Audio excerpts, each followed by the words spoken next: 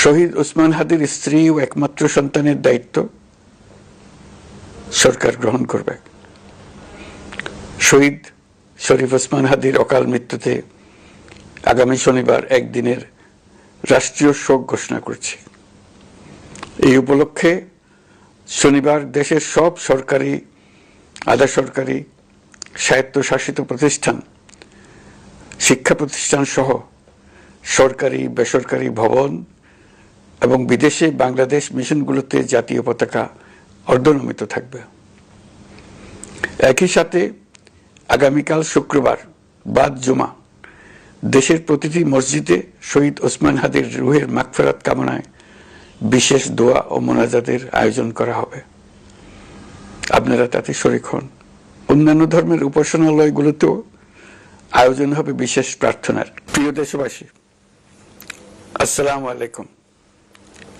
আমি আপনাদের সামনে হাজির হয়েছি অত্যন্ত হৃদয় বিদারক একটি সংবাদ নিয়ে। সিঙ্গাপুরে চিকিৎসাধীন জুলাই গণঅভ্যুত্থানের সম্মুখভাগের অকুতোভয় যোদ্ধা ও ইনকলাব মঞ্চের মুখপাত্র শরীফ ওসমান হাদি আর আমাদের মাঝে নেই। ইন্না লিল্লাহি ওয়া ইন্না ইলাইহি রাজিউন। কিছুক্ষণ আগে সিঙ্গাপুরের পররাষ্ট্রমন্ত্রী ভিভিয়ান বালাকৃষ্ণন আমাকে টেলিফোনে এই হৃদয় বিদারক সংবাদটি জানিয়েছেন।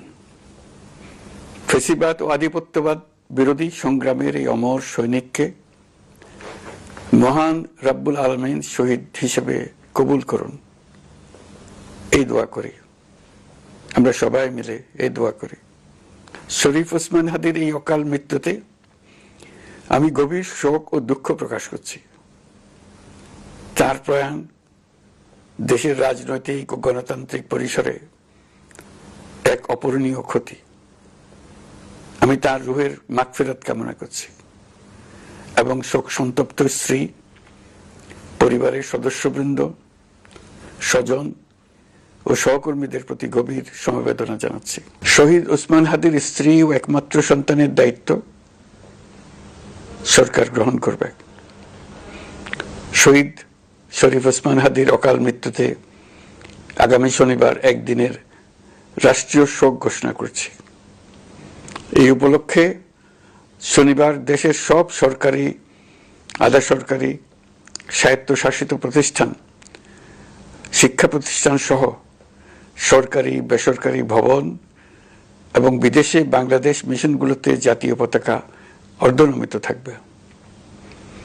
একই সাথে আগামীকাল শুক্রবার বাদ জুমা দেশের প্রতিটি মসজিদে শহীদ ওসমান হাদির রুহের মাগফিরাত কামনায় বিশেষ দোয়া ও মোনাজাতের আয়োজন করা হবে। আপনারা তাতে শরীক হন। অন্যান্য ধর্মের উপাসনালয়গুলোতেও আয়োজন হবে বিশেষ প্রার্থনার। আমি বিশেষ কৃতজ্ঞতা জানাই সিঙ্গাপুর সরকারের প্রতি। তারা হাদির চিকিৎসা অত্যন্ত আন্তরিকতা ও পেশাদারিত্ব দেখিয়েছেন। বিশেষ করে সিঙ্গাপুরের পররাষ্ট্রমন্ত্রী ভিভিয়ান বালাকৃষ্ণন, যিনি একই সঙ্গে একজন বিশিষ্ট চিকিৎসক, তার প্রতিও তিনি নিজে হাদির পরিচর্যা করেছেন, আমাকে নিয়মিত চিকিৎসা সম্পর্কে খোঁজ খবর দিয়েছেন। এই নৃশংস হত্যাকাণ্ডের সঙ্গে জড়িত সকল অপরাধীকে দ্রুত আইনের আওতায় আনা হবে এবং তাদের বিরুদ্ধে সর্বোচ্চ শাস্তি নিশ্চিত করা হবে। এই বিষয়ে কোনো ধরনের শৈথিল্য দেখানো হবে না। বিপ্লবী রক্তে উজ্জীবিত এই তরুণ নেতা ওসমান হাদি ছিলেন প্রতিবাদের অনন্য প্রতীক। তার কর্মের মধ্য দিয়ে তিনি শুধু প্রতিবাদ নয়, দেশপ্রেম, ধৈর্য ও দৃঢ়তার অনন্য দৃষ্টান্ত রেখে গেছেন। আমি দেশের সকল নাগরিকের প্রতি আন্তরিক আহ্বান জানাচ্ছি, আপনারা ধৈর্য ও সংযম বজায় রাখুন। আইন শৃঙ্খলা রক্ষাকারী বাহিনী ও সংশ্লিষ্ট সংস্থাগুলোকে পেশাদারিত্বের সঙ্গে তদন্ত কার্যক্রম পরিচালনা করে সুযোগ দিন। রাষ্ট্র আইনের শাসন প্রতিষ্ঠায় সম্পূর্ণরূপে প্রতিশ্রুতিবদ্ধ। আমি আবারও স্পষ্টভাবে বলতে চাই, ওসমান হাদি ছিলেন পরাজিত শক্তি ফ্যাসিস্ট সন্ত্রাসীদের শত্রু তার কণ্ঠ স্তব্ধ করে বিপ্লবীদের ভয় দেখানোর অপচেষ্টা সম্পূর্ণভাবে ব্যর্থ করে দেন। ভয়, সন্ত্রাস কিংবা রক্তপাতের মাধ্যমে এদেশের গণতান্ত্রিক অগ্রযাত্রা কেউ থামাতে পারবে না। আমরা এখন গণতান্ত্রিক উত্তরণের চূড়ান্ত পর্যায়ে উপনীত হয়েছি। শহীদ হাদী ছিলেন এই প্রক্রিয়ার অবিচ্ছেদ্য অংশ। তার একান্ত ইচ্ছা ছিল আসন্ন নির্বাচনে প্রতিদ্বন্দ্বিতা করে নতুন বাংলাদেশ বিনির্মাণের পরবর্তী ধাপে সক্রিয় ভূমিকা রাখা। অত্যন্ত দুঃখের বিষয়, তার এই মহতী ইচ্ছা অপূর্ণ রয়ে গেল। তার স্বপ্ন বাস্তবায়নের দায় আজ সমগ্র জাতির কাঁধে ন্যস্ত। আগামী দিনগুলোতে আমাদের সবাইকে ধৈর্য, সংযম, সাহস ও দূরদর্শিতার সঙ্গে এগিয়ে যেতে হবে, যাতে নির্বাচন ও গণতন্ত্রের শত্রু ফ্যাসিস্ট সন্ত্রাসী অপশক্তিকে চূড়ান্তভাবে পরাজিত করা যায়। এই শোকের মুহূর্তে আসুন আমরা শহীদ শরীফ ওসমান হাদীর আদর্শ ও ত্যাগকে শক্তিতে পরিণত করি,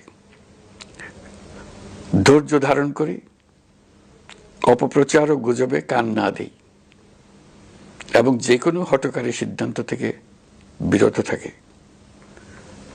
যারা দেশকে অস্থিতিশীল করতে চান